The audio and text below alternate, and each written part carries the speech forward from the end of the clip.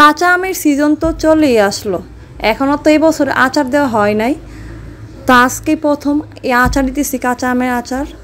আর এই আচার কিন্তু রোদে শুকানো এবং সরিষা তেল ছাড়াই, এসব ঝামেলা ছাড়াই আমি শর্টকাটে কীভাবে ঝটপট আচারটা দেওয়া যায় সেই রেসিপিটাই শেয়ার করব আপনাদের সাথে। হাই এভরিওয়ান, আসসালামু আলাইকুম। কেমন আছেন সবাই? আশা করতেছি ভালো। আমরা আল্লাহর রহমতে ভালো আছি। কান্ট্রি সাইড ইয়াম থেকে নতুন আরেকটি ভিডিও নিয়ে চলে আসলাম আপনাদের সাথে শেয়ার করার জন্য। তো এখানে দেখতে পারতেছেন আমি প্রথমেই কাঁচা আম নিয়ে নিলাম কতগুলো বের করে, তারপর পাঁচফোড়ন নিয়ে নিলাম আর ভিনেগার নিয়ে নিলাম, আর নিয়ে নিলাম শুকনা মরিচ।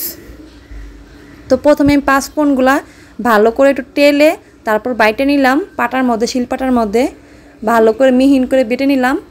বাটার পর এখন আমি শুকনা মরিচ কুচি কুচি করে গোল গোল করে কেটে নিব, আর মরিচের বিচিগুলো ফেলে দিব, তা না হলে কিন্তু অনেক জাল হয়ে যাবে আচারটা। তারপর সব কিছু রেডি করে এখানে আমি আমগুলা ছিলে নিতেছি। তো এই তো আমগুলা ছিলতেছি আমি। এখানে 1 কেজি আম নিলাম, কাঁচা আম। অল্প অল্প করেই দিব আচার, সব রকমের আচার দেওয়ার চেষ্টা করবো এবার। তো আমার গ্যাসে বছর আচারও দেওয়া ফ্রিজে রয়ে গেছে, এই জন্য আমি এত একটা বেশি দিব না, অল্পই দিব। আর এই তো আমগুলো এখন আমি ভালো করে কেটে নিতেছি চিকন চিকন করে, লম্বা লম্বা করে। আর এরকম করে কাটলেই কিন্তু ভালো লাগবে, যেহেতু মিষ্টি আচার এরকম করে কাটলেই দেখতে সুন্দর লাগবে আচারটা, আর খেতেও ভালো লাগবে। তো এখানে আমি আমগুলো ভালো করে ধুয়ে তারপর লবণ দিয়ে আমি 10 মিনিটের জন্য ভিজাই রাখবো পানিতে, যাতে আমের কষগুলা, কালো কষগুলো উঠে যায়। তো এই তো আমি 10 মিনিট ভিজাই রাখছিলাম। ভিজান রাখার পর আমি ভালো করে আমগুলো ধুয়ে নিলাম। ধুয়ে রাখার পর এখন আমি ভালো করে একটা ছাঁকনির মধ্যে আগে ছাঁকে নিচ্ছি যাতে পানি না থাকে।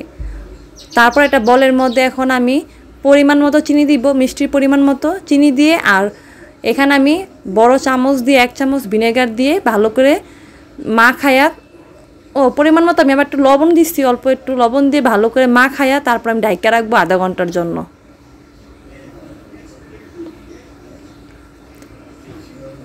আর এখন কিন্তু কাঁচা আমের সিজন, আপনারা ঝামেলা ছাড়াই কিন্তু ঝটপট এরকম করে আচার বানাতে পারেন। আর এই আচারটা কিন্তু বাচ্চারা অনেক পছন্দ করে খেতে। তো এই তো আমি আধা ঘন্টা পর কিন্তু এখানে দেখেন অনেকগুলো পানি উঠছে, ভিনেগার আর চিনিটা যে গলে গেছে এজন্য অনেকগুলো পানি উঠছে। তো এখানে আমি ফ্রাই প্যানের মধ্যে দিয়ে দিলাম, এখন দিয়ে ভালো করে এটাকে জাল দিয়ে নিতেছি আমি।